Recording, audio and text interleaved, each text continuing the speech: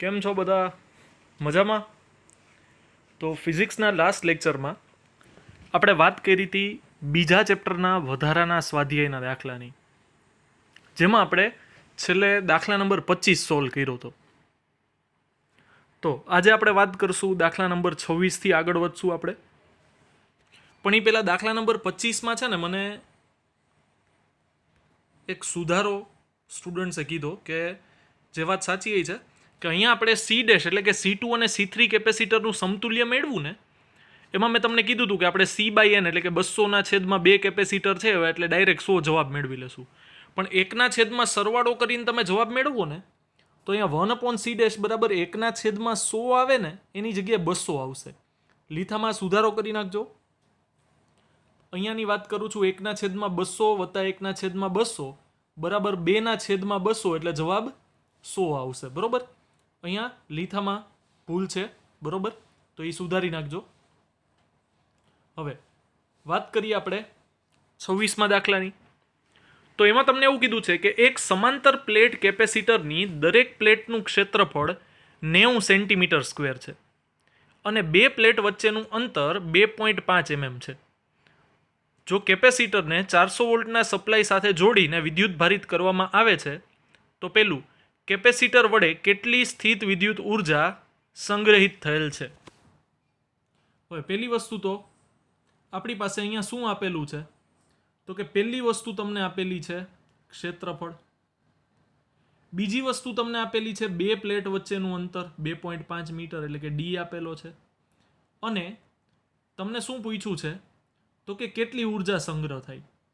હવે કેપેસિટરને તમે 400 વોલ્ટના સપ્લાય સાથે જોડો છો એટલે V આપેલું છે. હવે આપણી પાસે હાફ CV² આવું એક સૂત્ર છે કેપેસિટરમાં સંગ્રહિત ઉર્જાનું. પણ એના માટે આપણે શું જોશે? કેપેસિટન્સ. વોલ્ટેજ આપેલા છે, કેપેસિટન્સ નથી આપેલું. પણ કેપેસિટન્સ માટે જે જરૂરી વસ્તુ છે ને એ આપેલી છે પાછી, A અને D. તો આપણી પાસે સૂત્ર શું છે કેપેસિટન્સનું? ε0A/d. તો એમાંથી પહેલાં તમે C મેળવી લ્યો, પછી એને આ સૂત્રમાં મૂકી દેશો એટલે તમને સંગ્રહિત ઉર્જા મળી જશે. તો ચાલો ગણતરી કરીએ. હવે અહીંયા આપણી પાસે છે સૂત્ર 1/2 CV², જેમાં C ની જગ્યાએ તમે લખી શકશો ε0A/d. બરોબર, અને V². બધી કિંમત આપણને ખબર જ છે, કિંમત મૂકતા જઈએ. બરોબર, ε0 8.85 × 10⁻12, ક્ષેત્રફળ 90 સેન્ટીમીટર સ્ક્વેર છે એટલે 10⁻2² 30 સેન્ટીમીટર સ્ક્વેર છે એટલે એક જ મિનિટ, અહીંયા આપણી પાસે 90 સેન્ટીમીટર સ્ક્વેર છે, સોરી, એટલે 90 એમનેમ અને સેન્ટીમીટર એટલે 10⁻2 મીટર ને એનો સ્ક્વેર છે એટલે એ થશે 10⁻4. વોલ્ટેજ 400 વોલ્ટ છે એનો વર્ગ થશે ના છેદમાં 2 × 2 પ્લેટો વચ્ચેનું અંતર 2.5 mm એટલે 2.5 × 10⁻3.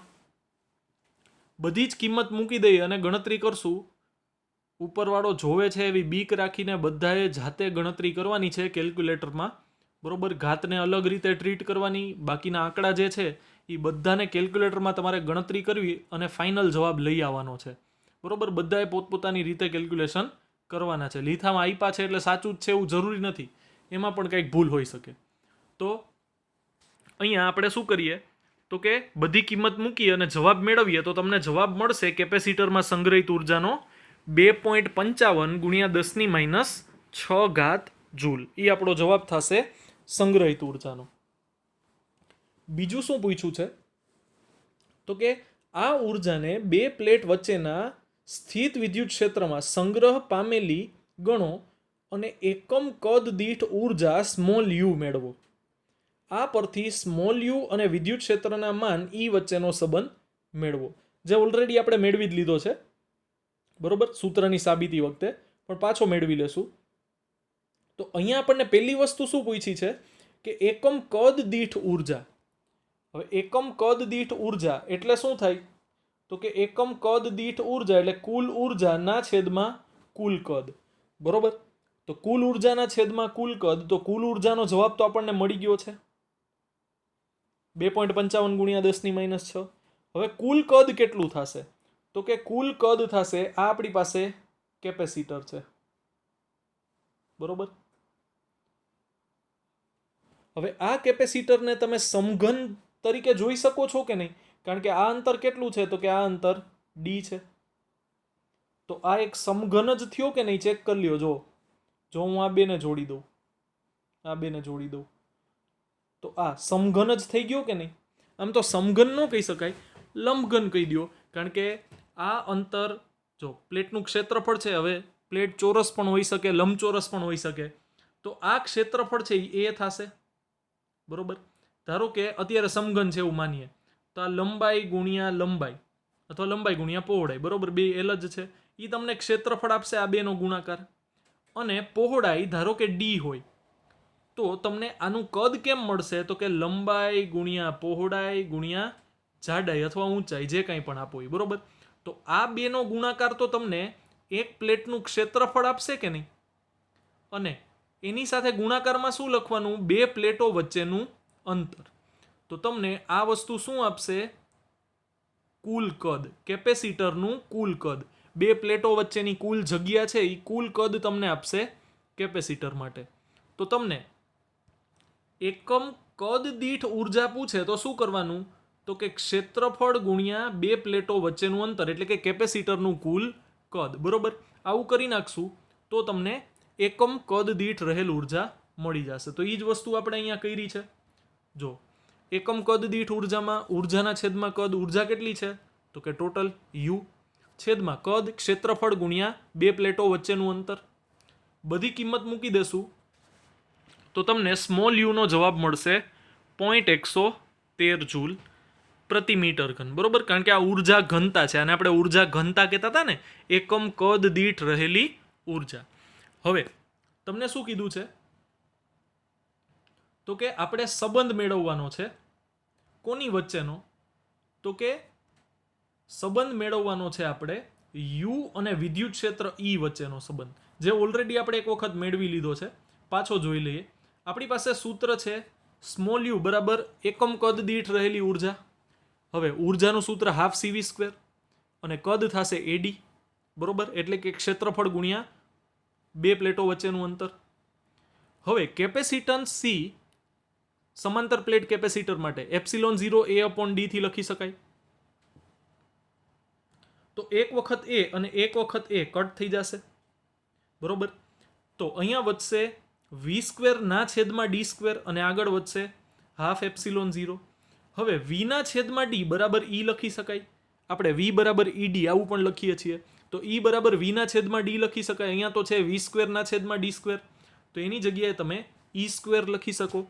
તો તમને ઉર્જા ઘનતા સ્મોલ યુનું સૂત્ર મળશે હાફ એપ્સિલોન 0 ઈ સ્ક્વેર, જે સૂત્ર ઓલરેડી આપણે એક વખત થિયરીમાં તારવેલું છે, બરોબર. અહીંયા આપણે પાછી એ જ સૂત્રની તારવણી કરી છે. તો નવું કંઈ નથી આમાં, બહુ ઇઝીલી આપણને આનો જવાબ મળી જશે, બરોબર. એના પછી તમને એવું કીધું છે કે 4 માઇક્રોફેરેડના એક કેપેસિટરને 200 વોલ્ટ સપ્લાય વડે વિદ્યુત ભારિત કરવામાં આવે છે. પછી તેને સપ્લાયથી જુદું પાડીને બીજા વિદ્યુત ભારિત ન હોય તેવા 2 માઇક્રોફેરેડના કેપેસિટર સાથે જોડવામાં આવે છે. જો થોડો કહાનીમાં નાનકડું એવું ટ્વિસ્ટ છે. અત્યાર સુધી આપણી પાસે એક ઉદાહરણ ને એક રેગ્યુલર સ્વાધ્યાયના 2 દાખલા આવ્યા કે આપણે પેલા કેપેસિટરને શું કરીએ છીએ? ચાર્જ કરીએ છીએ. કોની સાથે જોડીને? તો કે એક બેટરી સાથે, બરોબર. હવે જેવું કેપેસિટર ચાર્જ થઈ જાય એટલે આપણે શું કરી નાખીએ છીએ? બેટરીને દૂર કરી નાખીએ. અને બેટરીને દૂર કર્યા બાદ આપણે શું કરીએ છીએ? તો કે આ કેપેસિટરને બીજા એક કેપેસિટર સાથે જોડીએ છીએ, જે કેપેસિટર ચાર્જ નથી, ડિસ્ચાર્જ અવસ્થામાં છે. પણ એ બેય દાખલામાં શું હતું ખબર છે? કંઈક 900 પાઇકોફેરેડ ને એવો કંઈક કિંમત હતી, બરોબર. પણ જેટલું કેપેસિટન્સ આનું હતું ને પેલા કેપેસિટરનું, એટલું જ કેપેસિટન્સ બીજા કેપેસિટરનું પણ હતું. બે એક સરખા કેપેસિટર હતા જેને તમે જોડતા હતા. પણ અહીંયા જુઓ તમે, પહેલા તમે શું કરો છો? એક 4 માઇક્રોફેરેડના કેપેસિટરને વિદ્યુત ભારિત કરો છો અને પછી એને 2 માઇક્રોફેરેડના ડિસ્ચાર્જ કેપેસિટર સાથે જોડો છો, બરોબર. તો આ દાખલામાં થોડો ઘણો ફેરફાર આવશે, બરોબર. પેલા બે રેગ્યુલર દાખલા હતા એના જેવો નથી, આ થોડોક ફેર અલગ છે દાખલો, બરોબર? તો સમજી લઈએ એમાં શું થશે. તો તમને પેલો દાખલો યાદ હોય તો આપણે એવું શું કીધું હતું કે શરૂઆતમાં જો આ કેપેસિટરને તમે 200 વોલ્ટ વડે ચાર્જ કરો તો એની આજુબાજુ વિદ્યુત સ્થિતિમાનનો તફાવત કેટલો થઈ જાય? 200. અને આ કેપેસિટર ડિસ્ચાર્જ હોય તો આની આજુબાજુ વિદ્યુત સ્થિતિમાનનો તફાવત કેટલો રહે? તો કે 0. તો વિદ્યુત પ્રવાહનું વહન એટલે કે વિદ્યુત ભારોનું વહન કઈ દિશામાં થાય? વધારેથી ઓછા તરફ. અને આ પ્રક્રિયા ક્યાં સુધી ચાલુ રહેતી હતી? તો કે જ્યાં સુધી બેયના વિદ્યુત સ્થિતિમાન સરખા ન થાય. હવે જો બેયના કેપેસિટન્સ સરખા હોય ને તો અંતમાં આ થઈ જશે 100 અને આ પણ થઈ જશે 100. વોલ્ટેજની વાત કરું તો 200 ના બે ભાગ થઈ જશે 100 અને 100, બરોબર? એટલે નવું સમસ્થિતિમાન તમને મળશે 100. પણ ક્યારે? જ્યારે બેયના કેપેસિટન્સ સરખા હોય ત્યારે. આ કેસમાં એવું નથી, એક 4નું છે એક 2નું કેપેસિટર છે તો વિદ્યુત સ્થિતિમાન તો સરખા જ રહેશે, કારણ કે બે કેવા જોડાણમાં છે? તો કે સમાંતર જોડાણમાં છે. એટલે વિદ્યુત સ્થિતિમાનનું સરખું હોવું જરૂરી જ છે. પણ હવે વિદ્યુત સ્થિતિમાન 200ના બે સરખા ભાગ એટલે કે 200 ભાગ્યા 2 100 નહીં થાય, કાંઈક જુદું થશે. અને એ કેટલું થશે એની આપણે હમણાં ચર્ચા કરશું કે એ કઈ રીતે મેળવવું, બરોબર? તો આ જ આખી વાત કરીએ આપણે દાખલાના સોલ્યુશનમાં. જો સૌથી પહેલાં આપણને શું કીધું? તો કે તમે એક કેપેસિટરને 200 વોલ્ટના કનેક્શન સાથે જોડી અને ચાર્જ કરો છો, જ્યાં કેપેસિટરનું કેપેસિટન્સ છે 4 માઇક્રોફેરેડ, બરોબર? તો એમાં સંગ્રહિત વિદ્યુત ભાર Q ઇક્વલ્સ ટુ CV સૂત્ર પરથી, બરોબર, એ તમને મળશે 8 × 10⁻6 ઘાત કુલમ. એમાં સંગ્રહિત ઉર્જા તો કે હાફ CV સ્ક્વેર. હવે પેલું કેપેસિટર છે 4 માઇક્રોફેરેડનું એટલે એને C1 નામ આપીએ. તો કે C1 V સ્ક્વેર, એની આજુબાજુ વિદ્યુત સ્થિતિમાનનો તફાવત તો કે 200નો. તો જો આપણે ઉર્જાની ગણતરી કરશું તો ઈ કેપેસિટરમાં સંગ્રહિત ઉર્જા થશે 8 × 10⁻12 ઘાત જૂલ. હવે થાય છે શું? તો કે આટલી ઉર્જા 4 માઇક્રોફેરેડના કેપેસિટરમાં સંગ્રહિત છે અને એને હવે તમે જોડો છો 2 માઇક્રોફેરેડના કેપેસિટર સાથે કે જે કેપેસિટર ડિસ્ચાર્જ છે, એટલે કે એની ઉપર કોઈ પણ પ્રકારની ઉર્જા, કોઈ પણ પ્રકારનો વિદ્યુત ભાર, કોઈ પણ પ્રકારનો વિદ્યુત સ્થિતિમાનનો તફાવત છે નહીં, બરોબર? બધું જ 0 છે. આવા ડિસ્ચાર્જ કેપેસિટરને તમે 4 માઇક્રોફેરેડ સાથે સમાંતરમાં જોડો છો તો આખા તંત્રનું સમતુલ્ય કેપેસિટન્સ કેટલું થઈ જશે? તો કે 4 + 2, સમાંતર જોડાણ છે એટલે સીધો સરવાળો થશે 6 માઇક્રોફેરેડ. હવે પાછી આપણે જે સ્ટોરી આની પહેલા કરી હતી એ જ કે એક વખત કેપેસિટરને તમે ચાર્જ કરી નાખો છો પછી જો તમે એને બીજા કેપેસિટર સાથે, ડિસ્ચાર્જ કેપેસિટર સાથે જોડો છો તો નવો વિદ્યુત ભાર આવવાની કોઈ શક્યતા રહેતી નથી. નવો વિદ્યુત ભાર ક્યાંથી આવી શકે? તો કે બેટરી જોડેલી હોય તો. અહીંયા નવો વિદ્યુત ભાર આવવાની કોઈ શક્યતા નથી, કારણ કે તમે પહેલા કેપેસિટરને ચાર્જ કરી અને બેટરી છોડાવી નાખી. હવે બેટરી સાથે જોડેલું નથી. તો વિદ્યુત ભાર કેટલો રહેશે? તો કે પ્રારંભિક વિદ્યુત ભાર હતો એ જ અંતિમ વિદ્યુત ભાર. પાછું તે દિવસવાળી જ સ્ટોરી કે ટાંકો મોટો કરાવી નાખો છો, એનાથી એની પાણી સંગ્રહ કરવાની કેપેસિટી વધી ગઈ, પણ અંદરનો પાણીનો જથ્થો વધતો નથી, કારણ કે જો તમે પાણીનું કનેક્શન ન આપો ત્યાં સુધી નવું પાણી એમાં આવી શકે નહીં. અંદર 1000 લીટર હશે તો ટાંકો ભલે તમે 20,000 લીટરનો કરી નાખો, પણ અંદરનો પાણીનો જથ્થો તો 1000 લીટર જ રહેશે, એમાં કોઈ ફેરફાર થશે નહીં. એ જ રીતે જ્યાં સુધી બેટરી નહીં જોડો ત્યાં સુધી નવો વિદ્યુત ભાર આવી શકશે નહીં. એટલે કે આ કેસમાં બેટરી જોડેલ પહેલાં, એટલે કે ચાર્જ કેપેસિટરમાં જેટલો વિદ્યુત ભાર હતો એ જ હવે નવા કનેક્શન પરનો કુલ વિદ્યુત ભાર થશે, બરોબર? તો નવા કનેક્શન પરનું નવું વિદ્યુત સ્થિતિમાન, જે મેં તમને કીધું ને નવું સમસ્થિતિમાન, એને અહીંયા આપણે નામ આપીએ V', બરોબર? તો પ્રારંભિક વિદ્યુત ભાર C1V વડે આપી શકાય અને અંતિમ વિદ્યુત ભાર તો કે અંતિમ કેપેસિટન્સ કેટલું, એટલે કે સમતુલ્ય કેપેસિટન્સ 6 માઇક્રોફેરેડનું અને નવું સમસ્થિતિમાન જેને આપણે નામ આપીએ V'. તો અહીંયાથી તમે બધી કિંમત મૂકશો તો તમને V' નો જવાબ મળે છે જો શરૂઆતમાં કેપેસિટન્સ કેટલું હતું તો કે એક જ કેપેસિટર હતું 4 માઇક્રોફેરેડનું. અંતમાં તો કે 4 અને 2 સમાંતરમાં જોડેલ છે એટલે 6 માઇક્રોફેરેડ અને નવું વિદ્યુત સ્થિતિમાન વી ડેશ. શરૂઆતમાં કેટલું હતું તો કે 200. તો આની ઉપરથી તમને નવું સમસ્થિતિમાન મળશે 400/3 વોલ્ટ. બરોબર, 400/3 133.33 એવો કંઈક જવાબ મળશે. એટલે કે આપણે માની લઈએ 133.4. બરોબર, તો આવું તમને સમસ્થિતિમાન મળશે. બરોબર, તો આ કેસમાં હવે શું થશે તો કે હવે આખા તંત્રમાં સંગ્રહિત ઉર્જા કેટલી થશે તો કે આ બે કેપેસિટરની આજુબાજુ નવું સમસ્થિતિમાન કેટલું તો કે વી ડેશ. બરોબર, હવે આ બેનું સમતુલ્ય કેપેસિટન્સ કેટલું તો કે C dash.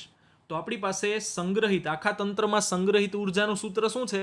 Half C dash એટલે કે સમતુલ્ય કેપેસિટન્સ અને વી ડેશ એટલે કે નવો સમસ્થિતિમાન એનો સ્ક્વેર એટલે કે હાફ સીવી સ્ક્વેર. એમાં આપણે કિંમત મૂકશું તો હવે તમને જવાબ મળશે 5.33 × 10⁻² જૂલ. બરોબર, તો જો આવી રીતે તમે બે કેપેસિટરને જોડશો તો તમને નવો વિદ્યુતભાર કંઈક આટલો મળશે. હવે તમને શું પૂછ્યું છે કે પ્રથમ કેપેસિટરની કેટલી ઉર્જા ઉષ્મા અને વિદ્યુત ચુંબકીય વિકિરણના રૂપમાં ગુમાવાય છે. એનો મતલબ કેટલી ઉર્જા ગુમાવાશે આપણે સિમ્પલ જ મેળવવાનું છે. હવે શરૂઆતમાં એક કેપેસિટર હતું ત્યારે ઉર્જા કેટલી હતી તો કે 8 × 10⁻² જૂલ. હવે બે કેપેસિટર થઈ ગયા તો ઉર્જા કેટલી થઈ તો કે 5.33 × 10⁻² જૂલ. તો એનો મતલબ ગુમાવી કેટલી તો કે બેયનો તફાવત. તો કે 8માંથી આપણે 5.33 બાદ કરશું તો જવાબ મળશે 2.67 અને ×10⁻² જૂલ. હવે આ રીતે તમને બહુ ઇઝીલી જવાબ મળી જશે.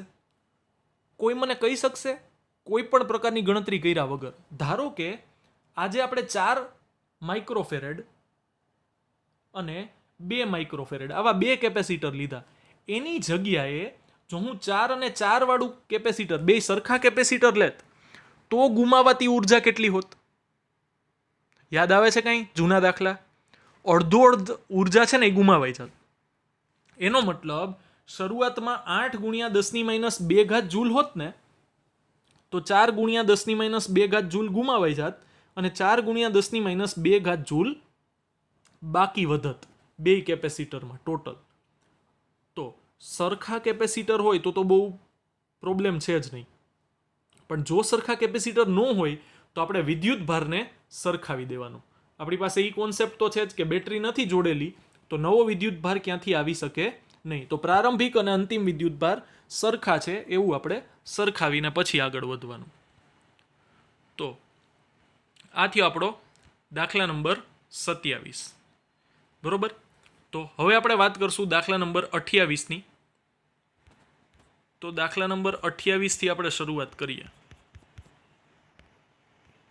એમાં તમને એવું કીધું છે કે દર્શાવો કે સમાંતર પ્લેટ કેપેસિટરની દરેક પ્લેટ પર લાગતા બળનું માન 1/2 QE છે, જ્યાં Q કેપેસિટર પરનો વિદ્યુતભાર છે અને E પ્લેટો વચ્ચેના વિદ્યુત ક્ષેત્રનું માન છે. અહીં અવયવ 1/2 કેવી રીતે આવે છે તે સમજાવો. હવે અહીંયા તમને પૂછ્યું શું છે તો કે સમાંતર પ્લેટ કેપેસિટરની દરેક પ્લેટ પર લાગતા બળનું માન. હવે અત્યાર સુધી આપણે વિદ્યુત ક્ષેત્રની તો વાત કરી, બળની વાત નથી કરી. તો આપણને બળ શું ખબર છે તો કે બળ બરાબર F બરાબર QE. બરોબર, આવું ખબર છે આપણને. હવે વિદ્યુત ભાર ટોટલ કેટલો છે તો કે Q અને વિદ્યુત ક્ષેત્ર કેટલું છે તો કે E. તો F બરાબર QE તો સમજાય છે, પણ આ આગળ 1/2 ક્યાંથી આવે છે ને એ નથી સમજાતું. તો તમારે આ વસ્તુ કરવાની છે. સૌથી પહેલા આપણે શું કરવાનું તો કે આપણે એક કેપેસિટરની પ્લેટ ધારીએ. બરોબર, સમાંતર પ્લેટ કેપેસિટર છે એની બે પ્લેટ આપણે ધારી.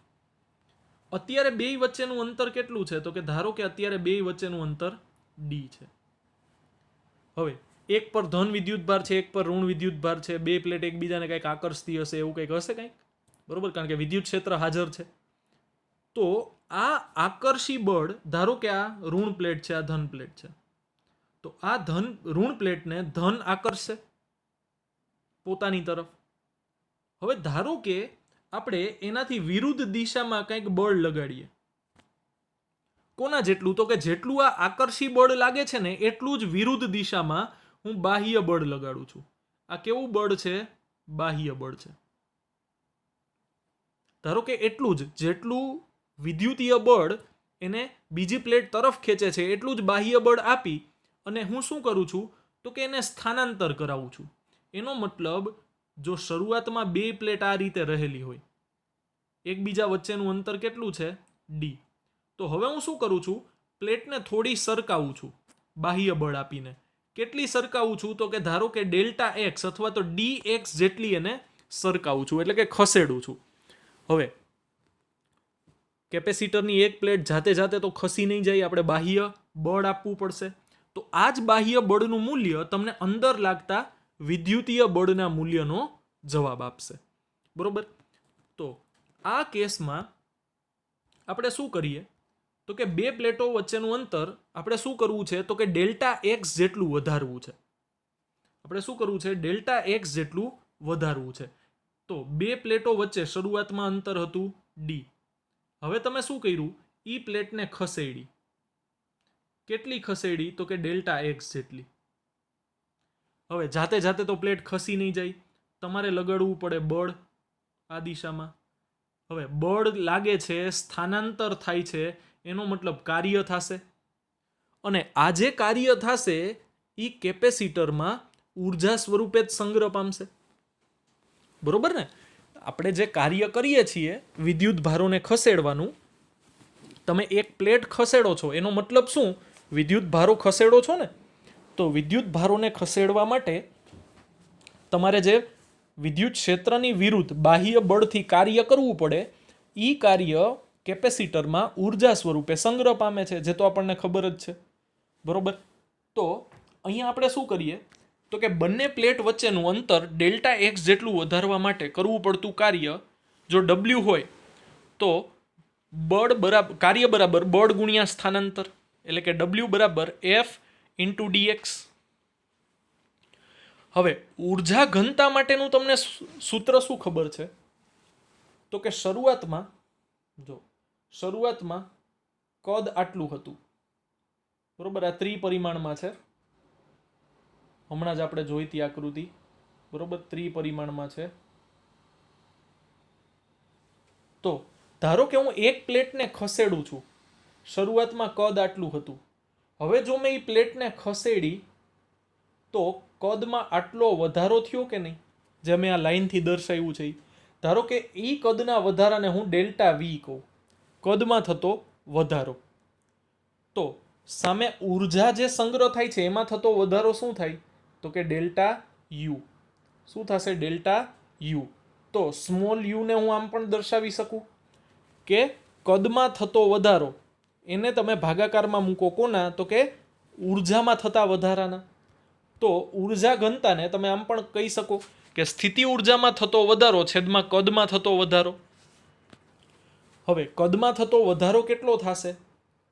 તો કે શરૂઆતમાં આ રીતે પ્લેટ હતી, હવે તમે એમાં થોડોક વધારો કરો છો કદમાં, તો શું થશે? તો કે જે સાઈડની પ્લેટ છે એનું ક્ષેત્રફળ તો એ જ રહેશે. કદ કેટલું વધ્યું? તો કે કદ વધ્યું છે આટલું. બરોબર? તો આ અંતર કેટલું થાય? તો કે ડેલ્ટા એક્સ.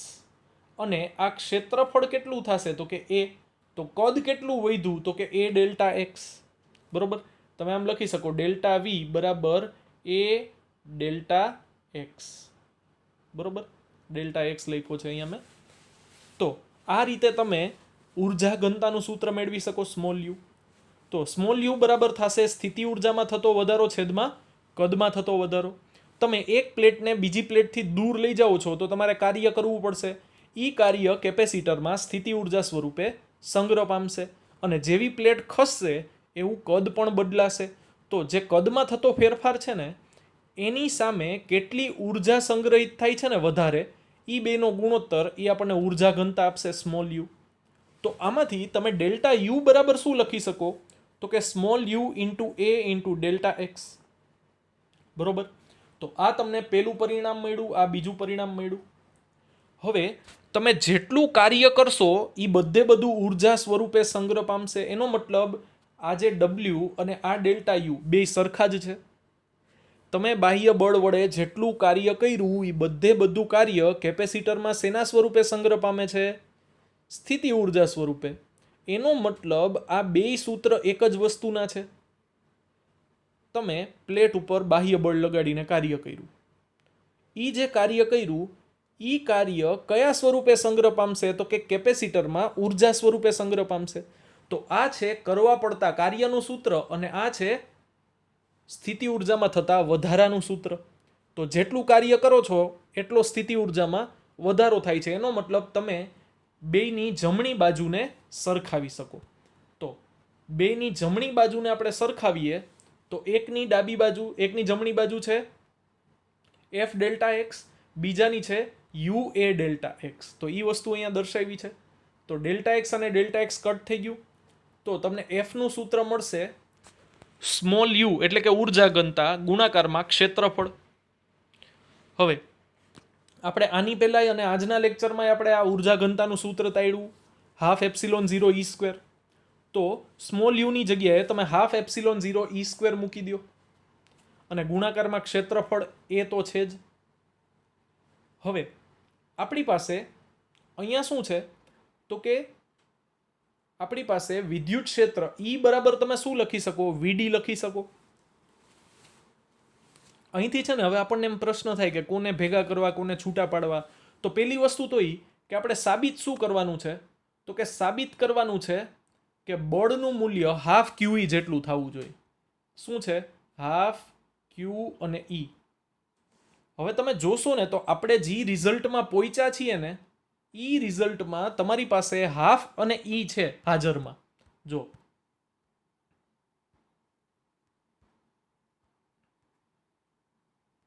અહીંયા મેં શું કર્યું? કેમ ભાઈ? જો અહીંયા મેં શું કર્યું? સ્મોલ યુની જગ્યાએ હાફ એપ્સિલોન 0 ઈ સ્ક્વેર લખ્યા. તો અહીંયા જો તમારી પાસે એક વખત ઈ છે હાજરમાં અને હાફ છે.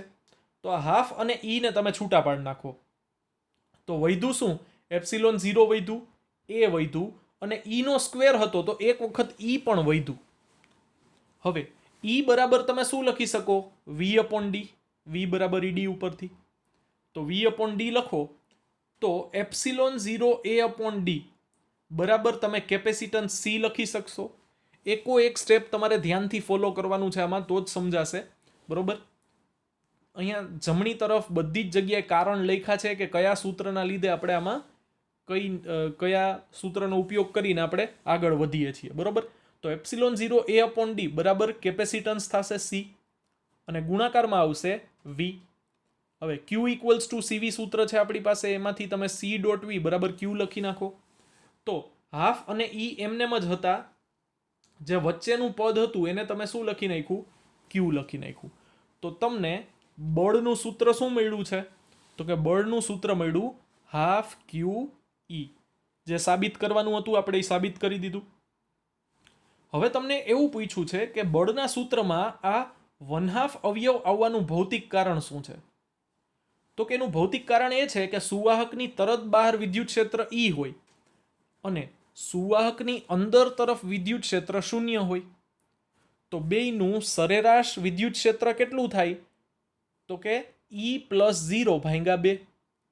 સરેરાશ લેવા માટે આપણે શું કરીએ? જેટલા પદ હોય એ પદનો સરવાળો છેદમાં પદની સંખ્યા. તો ઈ વત્તા 0 ના છેદમાં 2 એટલે કે ઈ ના છેદમાં 2. એટલે આ જે 1/2 આવે છે ને એ ત્યાંથી આવે છે. વિદ્યુત ક્ષેત્ર છે એ સતત નથી. વિદ્યુત સ્થિતિમાન સતત છે, વિદ્યુત ક્ષેત્ર સતત નથી. અમુક જગ્યાએ એનું મૂલ્ય છે, અમુક જગ્યાએ એનું મૂલ્ય 0 છે. એટલે આપણે કયું મૂલ્ય લેવું પડે? સરેરાશ મૂલ્ય લેવું પડે. અને એ સરેરાશ લઈએ છીએ એટલે અહીંયા 1/2 ગુણાકારમાં આવે છે. टपा पड़ता है कि नहीं पड़ता है? पड़ता है ना? तो वांधा नहीं. तो आगे बढ़ता है. तो आगे बढ़िए એમાં આનંદ આવી જાય એવો એક દાખલો. તમને શું કીધું છે? તો કે ગોળાકાર કેપેસિટરમાં બે સમકેન્દ્રીય ગોળાકાર સુવાહકોને યોગ્ય અવાહક ટેકાઓ વડે તેમના સ્થાનો પર જકડી રાખેલ હોય છે તો દર્શાવો કે ગોળાકાર સપાટીનું કેપેસિટન્સ C બરાબર 4πε0 R1 R2 ના છેદમાં R1 માઇનસ R2 વડે અપાય છે, જ્યાં R1 અને R2 અનુક્રમે બહારના અને અંદરના ગોળાઓની ત્રિજ્યા છે. બરોબર, R1 છે એ બહાર અને R2 છે એ અંદર. બરોબર, તો આ વસ્તુ આપણે સાબિત કરવાની છે. આ સૂત્ર આપણે સાબિત કરવાનું છે. કયું? તો કે C બરાબર 4πε0 R1 R2 છેદમાં R1 માઇનસ R2. હવે તમને કીધું શું છે? તો કે આ અંદરની રિંગ છે કેપેસિટરની, આ બહારની છે. બરોબર, પહેલી વસ્તુ તો એ આપણી માટે નવું છે કે ગોળીય કેપેસિટર માટે કેપેસિટન્સનું સૂત્ર આવું કંઈક થાય. અત્યાર સુધી આપણે સમાંતર પ્લેટ કેપેસિટર જ ભણ્યા છીએ, હકે ને? આપણે અત્યાર સુધી સમાંતર પ્લેટ કેપેસિટર જ ભણ્યા છીએ. આ આવ્યું છે નળાકારીય કેપેસિટર, પછી આગળ આવશે આ ગોળાકાર છે, આગળ આવશે નળાકારીય કેપેસિટર, આવું ઘણું બધું આવશે. બરોબર, તો અત્યારે આપણે વાત કરીએ ગોળાકાર કેપેસિટરનું કેપેસિટન્સ. તો એના સૂત્રની કોઈ સાબિતીમાં આપણે નથી જવાનું, આપણે યાદ રાખવાનું છે C બરાબર 4πε0 R. બરોબર, જ્યાં R શું છે? તો કે ગોળાકાર જે કેપેસિટર છે એની ત્રિજ્યા R છે. હવે તમને શું કીધું છે અહીંયા?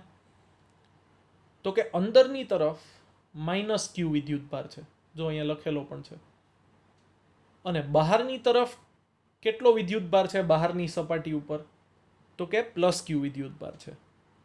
તો જો તમે અહીંયાની વાત કરો, આ વચ્ચેનો ભાગ જે R2 કરતાંય ઓછો છે, તો આ જે R2 કરતાં ઓછો ભાગ છે કેન્દ્રથી R2 સુધીનો, ત્યાં વિદ્યુત ક્ષેત્ર કેટલું થાય? શૂન્ય થાય. શું કામે? તો કે વિદ્યુત ક્ષેત્ર શૂન્ય કરવા માટે આપણે શું કરવાનું? તો કે ત્યાં એક ગૌસિયન પૃષ્ઠ વિચારવાનું. ધારો કે આપણે બંધ ગાળો વિચાર્યો, તો બંધ ગાળાની અંદર તો કોઈ વિદ્યુતભાર ઘેરાતો જ નથી. જો વિદ્યુતભાર ન ઘેરાય તો Q0.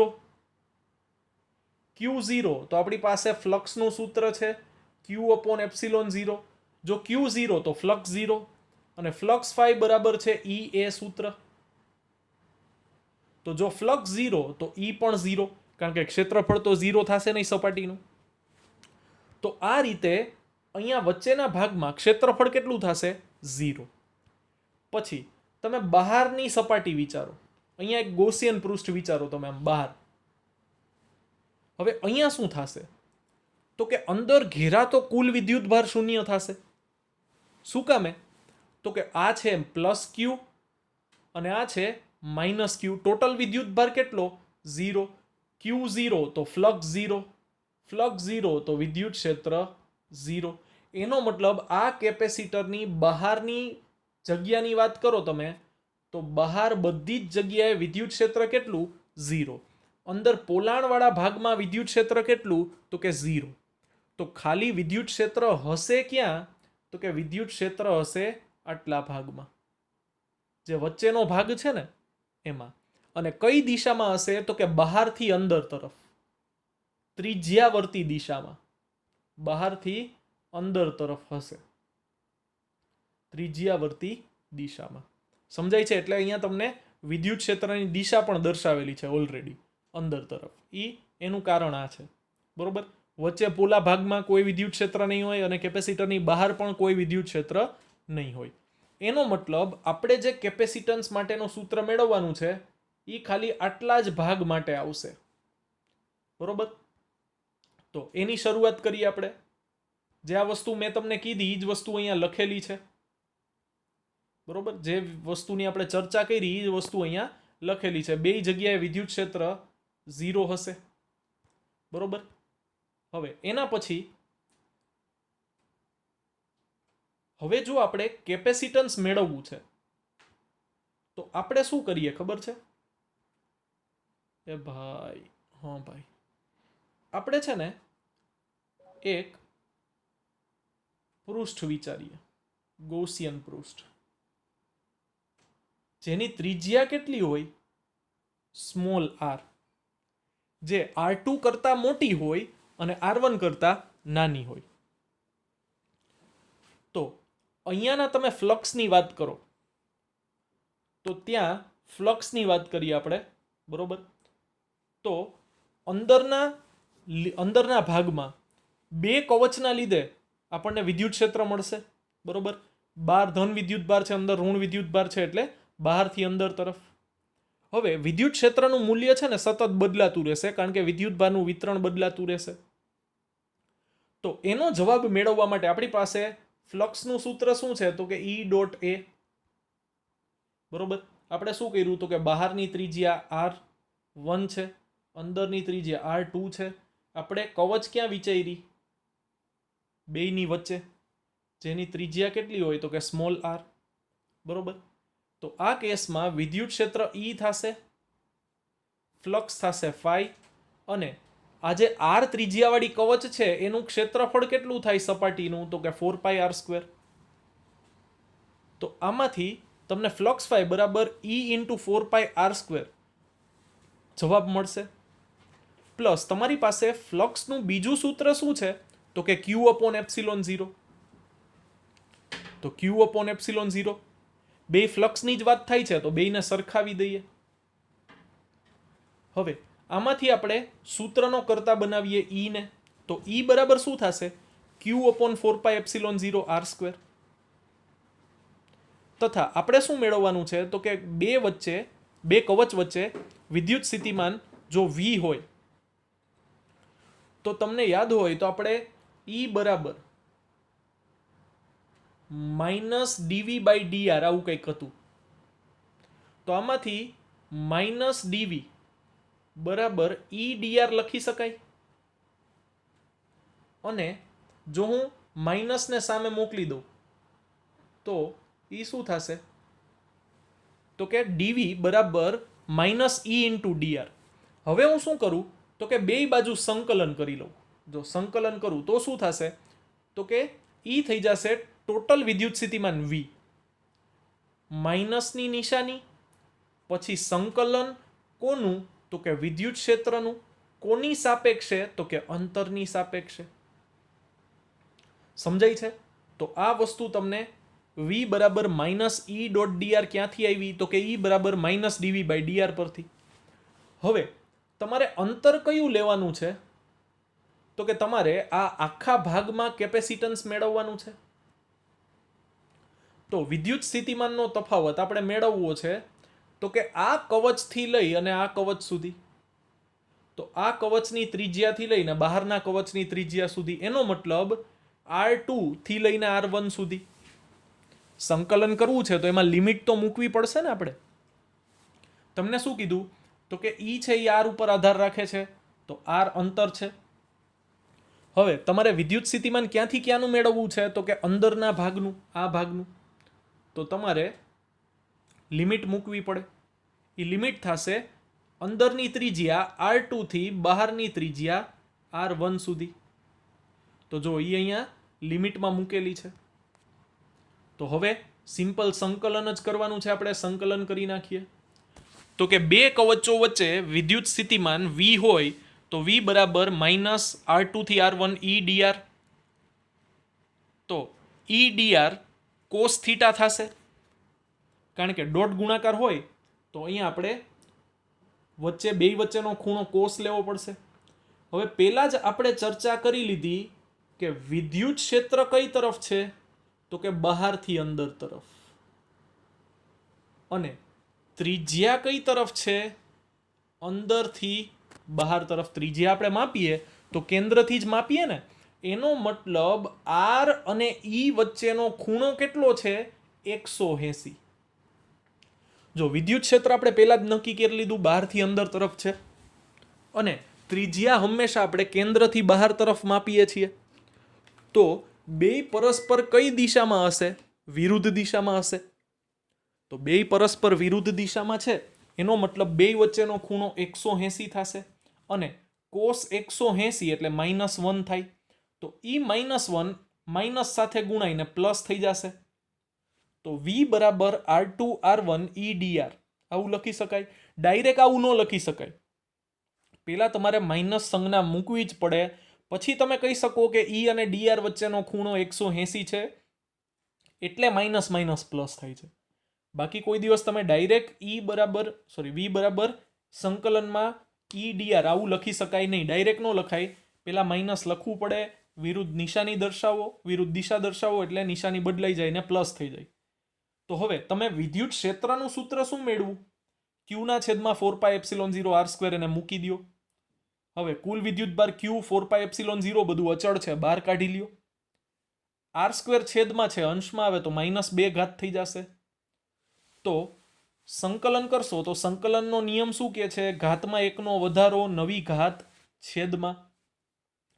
તો ઘાતમાં 1નો વધારો કરો, -2 + 1 ના છેદમાં -2 + 1, ઘાતમાં 1નો વધારો નવી ઘાત છેદમાં. તો અહીંયા આરની કેટલી ઘાત થશે? તો કે -2 + 1 એટલે -1 અને છેદમાં -2 + 1 એટલે -1. તો એ આરની -1 ઘાત છેદમાં -1 આવશે. -1 બહાર લઈ લ્યો તમે તો એ -q ના છેદમાં 4πε0 થશે. અને આરની -1 ને તમે 1 ના છેદમાં r લખી શકો. હવે લિમિટ મૂકવાની છે r2 થી r1. તો પહેલા મૂકવાની અપર લિમિટ, પછી વચ્ચે ફરજિયાત માઇનસની નિશાની અને પછી મૂકવાની લોઅર લિમિટ. તો પહેલા મૂકવાની અપર લિમિટ, પછી ફરજિયાત માઇનસની નિશાની અને પછી મૂકવાની લોઅર લિમિટ. તો આટલું મૂકી દેશું આપણે. અને હવે જો આપણે આનું લસા લઈએ તો શું થશે? ક્રોસ ગુણાકાર r2 - r1 ના છેદમાં શું આવશે? તો કે બેયનો ગુણાકાર r1 × r2. હવે જે બહાર માઇનસ નિશાની હતી એને હું અંદર ગુણી નાખું તો r2 - r1 એની સંજ્ઞા બદલાઈ જશે, એટલે કે r2 માઇનસ થઈ જશે, r1 પ્લસ થઈ જશે. તો એ થઈ જશે r1 - r2 ના છેદમાં શું આવશે? તો કે r1 × r2. અને આગળ તો q/4πε0 છે જ. તો આ આપણે શું કર્યું? કેપેસિટર માટે સાબિત કરી દીધું વિદ્યુત સ્થિતિમાનનું સૂત્ર. હવે આપણે વિદ્યુત સ્થિતિમાન નથી મેળવવાનું, આપણે તો આવા કેપેસિટર માટે કેપેસિટન્સ મેળવવાનું છે. તો કેપેસિટન્સ મેળવવું તો બહુ ઇઝી છે. C = q/v, q = cv પરથી. એમાંથી આપણે c ને સૂત્ર નો કરતા બનાવ્યો, c = q/v. તો એક વખત q અને એક વખત q કેન્સલ થઈ જશે. છેદનો છેદ અંશમાં આવી જશે, એટલે કે 4πε0 r1 r2 અંશમાં, અને છેદમાં શું વધશે? r1 - r2. તો આ તમને ફાઇનલ જે પૂછ્યું તો કેપેસિટન્સ એનું સૂત્ર મળી ગયું. C = 4πε0 r1 r2 ના છેદમાં r1 - r2. તો આ થઈ જશે આપણા કેપેસિટન્સનો જવાબ, જે આપણને આ દાખલામાં પૂછ્યો છે. બરોબર, 29માં. હવે 30મા દાખલામાં આ જ સૂત્રનો ઉપયોગ કરીને આપણે ડાયરેક્ટ જવાબ જ મેળવવાનો છે. જો તમને શું કીધું છે? તો કે એક ગોળાકાર કેપેસિટરના અંદરના ગોળાની ત્રિજ્યા 12 સેન્ટીમીટર અને બહારના ગોળાની ત્રિજ્યા 13 સેન્ટીમીટર છે. બહારના ગોળાનું અર્થિંગ કરી દીધેલું છે અને અંદરના ગોળા પર 2.5 માઇક્રોકુલમ વિદ્યુતભાર આપેલ છે. હવે જો અંદરની ત્રિજ્યા કેટલી છે? 12 સેન્ટીમીટર. બહારની ત્રિજ્યા કેટલી છે? 13 સેન્ટીમીટર. અને તમે બહારના ગોળાનું શું કરી નાખ્યું છે? અર્થિંગ કરેલું છે. હવે અર્થિંગ જ્યાં કરેલું હોય ત્યાં વિદ્યુત સ્થિતિમાન કેટલો થઈ જાય? 0. આ વસ્તુ ખાસ યાદ રાખવાની છે આપણે. જ્યાં જ્યાં અર્થિંગ કરેલું હોય ત્યાં વિદ્યુત સ્થિતિમાન 0. કારણ કે જે કંઈક પણ વધારાના ઇલેક્ટ્રોન અથવા ઇલેક્ટ્રોનની ઉણપ હશે એ અર્થ બધી જ પૂરી કરી દેશે. વધારે ઇલેક્ટ્રોન હશે તો એ ગ્રાઉન્ડ થઈ જશે, અને જો ઇલેક્ટ્રોનની ઉણપ હશે તો એ બધા ઇલેક્ટ્રોન ગ્રાઉન્ડમાંથી મેળવીને તટસ્થ થઈ જશે. પણ વિદ્યુત સ્થિતિમાન એનું થઈ જશે 0. હવે તમે શું કરો છો? તો કે તમે બહારના ગોળાનું અર્થિંગ કરી દીધું અને અંદરના ગોળા પર 2.5 માઇક્રોકુલમ વિદ્યુતભાર આપ્યો. હવે અંદરના ગોળા પર જેવો તમે 2.5 માઇક્રોકુલમ વિદ્યુતભાર આપો તો એ બધો જ વિદ્યુતભાર ક્યાં આવી જાય? સપાટી ઉપર. અહીંયા તમે 2.5 વિદ્યુતભાર આપ્યો માઇક્રોકુલમ, તો એ બધો ક્યાં આવી જાય? સપાટી ઉપર. હવે આ જે ધન વિદ્યુત ભાર છે ને એના લીધે બહારની સપાટી ઉપર કેવો વિદ્યુત ભાર પ્રેરિત થશે? તો કે એટલા જ મૂલ્યનો પરંતુ વિરુદ્ધ પ્રકારનો. જે આના આગલા દાખલામાં થયું ને એવું જ, કે અહીંયા પ્લસ ક્યુ છે અને બહાર શું થઈ ગયું? માઇનસ ક્યુ. અને આ બહારના જે ઇલેક્ટ્રોન છે ને ઋણભાર, એ અર્થ નહીં થાય. એનું કારણ કે આ ધન વિદ્યુત ભારો છે ને વચ્ચે અંદરની તરફ, એણે બહારના ઈ ઇલેક્ટ્રોનને જકડી રાખેલા છે. એટલે ઈ ઇલેક્ટ્રોન અર્થ નહીં થાય. આ વસ્તુ આપણે ખાસ યાદ રાખવાની છે. બરોબર? હવે તમને શું કીધું છે? તો કે જો આ બે સમકેન્દ્રીય ગોળાઓના અવકાશને 32 ડાઇલેક્ટ્રિક અચળાંક ધરાવતા આપણે ડાઇલેક્ટ્રિક માધ્યમ વડે ભરી દઈએ તો શું થાય? તો કે તમને યાદ જ છે કે કોઈ કેપેસિટરનું કેપેસિટન્સ સામાન્ય અવસ્થામાં C હોય. બરોબર? હવે જો એમાં ડાઇલેક્ટ્રિક માધ્યમ સંપૂર્ણપણે ભરી દેવામાં આવે તો એનું નવું કેપેસિટન્સ કેટલું થાય? તો કે શરૂઆતમાં C હોય ને, તો હવે એનું નવું કેપેસિટન્સ થઈ જશે Kc. K ગણું થઈ જાય, ડાઇલેક્ટ્રિક અચળાંક ગણું થઈ જાય કેપેસિટન્સ.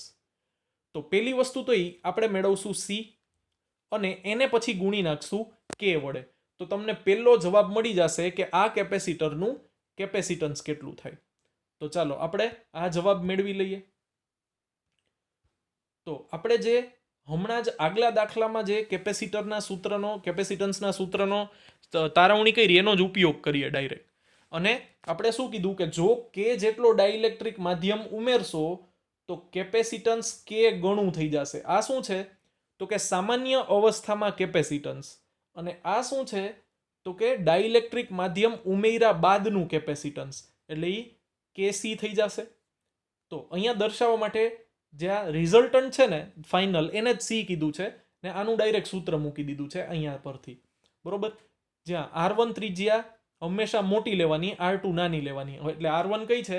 13 અને R2 છે 12. તો બસ હવે તો સિમ્પલ છે, બધી કિંમત જ મૂકવાની છે. કિંમત મૂકતા જઈએ તો 4πε0 R1 R2 છેદમાં R1 R2 અને ગુણાકારમાં K, જ્યાં ડાઇલેક્ટ્રિક માધ્યમનો અચળાંક કેટલો છે? તો કે 32. તો મૂકી દો ડાયરેક્ટ. R1 ત્રિજ્યા છે 13 સેન્ટીમીટર, R2 છે 12. કિંમત મૂકી દો. 4πε0 ને 1/k લખી શકાય, એટલે કે 1/9 ગુણ્યા 10⁹. બધું જ તમે સાદુરૂપ આપશો, ગણતરી કરશો ભગવાનને સાક્ષી રાખીને, તો તમને કેપેસિટન્સનો જવાબ મળશે 5.5 ગુણ્યા 10⁻9 ફેરેડ. તો આ તમને કેપેસિટરનું કેપેસિટન્સ મળ્યું જે તમને પૂછવામાં આવ્યું છે. પેલો પ્રશ્ન શું હતો? તો કે કેપેસિટરનું કેપેસિટન્સ શોધો. પછી તમને એવું પૂછ્યું છે કે અંદરના ગોળાનું સ્થિતિમાન મેળવો. હવે બહારના ગોળાનું સ્થિતિમાન કેટલું છે? તો કે 0 છે. તો અંદરના ગોળાનું સ્થિતિમાન ધારો કે V હોય તો વિદ્યુત સ્થિતિમાનનો તફાવત કેટલો થાય? તો કે V - 0 બરાબર V. અને વિદ્યુત સ્થિતિમાનનો તફાવત કેપેસિટરની આજુબાજુ જો V લાગુ પડ્યું હોય તો આપણી પાસે Q = CV આવું સૂત્ર છે. તો એના ઉપરથી તમે અહીંયા લખી શકો કે V બરાબર Q/C. હવે વિદ્યુત ભાર તમને આપેલો છે. જો વિદ્યુત ભાર તમને આપેલો છે 2.5 માઇક્રોકુલમ. કેપેસિટન્સ તમે હમણાં જ મેળવી લીધું. એ બેયનો ગુણોત્તર કરી નાખો તો તમને ડાયરેક્ટ જવાબ મળી જશે V નો. તો જો અહીંયા મેં ડાયરેક્ટ એ જ વસ્તુ કરી છે. V બરાબર Q/C.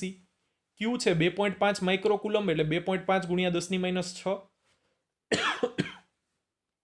અને C તમને મળ્યો 5.5 ગુણ્યા 10⁻9. બેની કિંમત મૂકીએ તો તમને જવાબ મળશે 0.45 ગુણ્યા 10⁻3, એટલે કે 4.5 ગુણ્યા 10⁻2 વોલ્ટ થશે. 450 વોલ્ટ જવાબ આવશે. હવે તમને છેલ્લો પ્રશ્ન આ દાખલામાં એવો પૂછ્યો છે કે આ કેપેસિટરને 12 સેન્ટીમીટર ત્રિજ્યાના અલગ કરેલા ગોળીય કેપેસિટર સાથે સરખાવો. એનો મતલબ આજે તમને કેપેસિટન્સનો જવાબ મળ્યો ને, એ જો તમારે ખાલી એક ગોળામાંથી કેપેસિટર બનાવવું હોય ને તો એ ગોળાની ત્રિજ્યા કેટલી રાખવી પડે. બરોબર? હવે આપણે પહેલા જ કીધું કે ગોળીય કેપેસિટર માટે કેપેસિટન્સનું સૂત્ર કેટલું છે? તો કે 4πε0 r. અને તમને કેપેસિટન્સ કેટલું જોઈએ છીએ તો કે 5.5 નેનો ફેરેડ એટલે 5.5 ગુણ્યા 10⁻9. તો એનો મતલબ સી ખબર છે, 4πε0 ની કિંમત તો આપણે જાણીએ જ છીએ, તો આર મળી જાય કે નહીં બહુ સહેલાઈથી. તો એ જ વસ્તુ મેં અહીંયા કરેલી છે. જો ગોળીય કેપેસિટર માટે સૂત્ર શું થાય, 4πε0 r. જી હા, તમે 4πε0 ને 1/k લખી શકો, એટલે કે c બરાબર r/k. તો r બરાબર c બરાબર થશે,